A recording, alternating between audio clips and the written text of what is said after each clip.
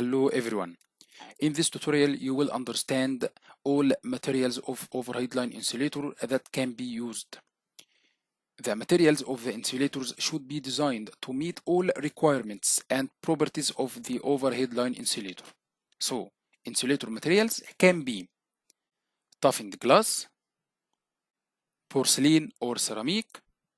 Also, it can be polymer insulator. Let's see the main features of each insulator material. First, toughened glass. As we see, this is a toughened glass insulator. What are the main features of toughened glass insulator? It's cheaper than porcelain. Dielectric strength is 140 kilovolt per centimeter. So here dielectric strength is high.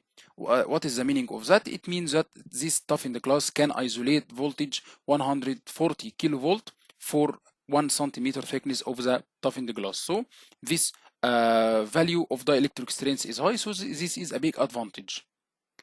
Also, a lower coefficient of thermal expansion, which reduces the strains due to temperature changes. So it doesn't depend on the temperature, and this is also an advantage. Moistures condense on its surface. Moisture has a bad effect on the insulator since it reduces the total resistance of the insulator and increases the leakage current. So this is a disadvantage of glass insulator material. So according to the aforementioned characteristics, it's not preferable to use glass insulator for overhead lines with a voltage above 33 kilovolt. So it's used up to 33 kilovolt lines as we see. Now let's see the second insulator material, which is porcelain or ceramic. Let's see the main features of this insulator material.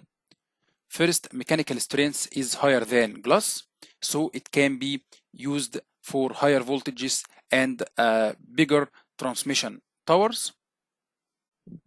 Also, it has low leakage current, so this is a big advantage because it can avoid the breakdown. Also, it can avoid the flashover phenomena bigger than the glass insulator.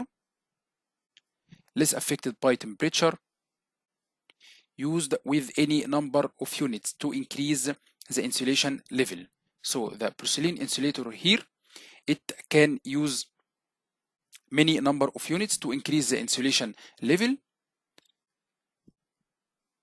As we see for this porcelain insulator, this is a 8 units porcelain insulator, and this is the form of 1 unit. So we can use many units of porcelain insulator to increase the insulation level according to the voltage value of the high voltage conductor. The main disadvantage of this porcelain insulator is the dielectric strength is 60 kilovolt per centimeter, so it's lower than that of glass insulator, but it's not a big deal. It's not a big deal because this problem can be solved as is explained by using many number of units to increase the insulation level. So this main problem is solved now by increasing the number of units of the porcelain insulator as shown in this photo.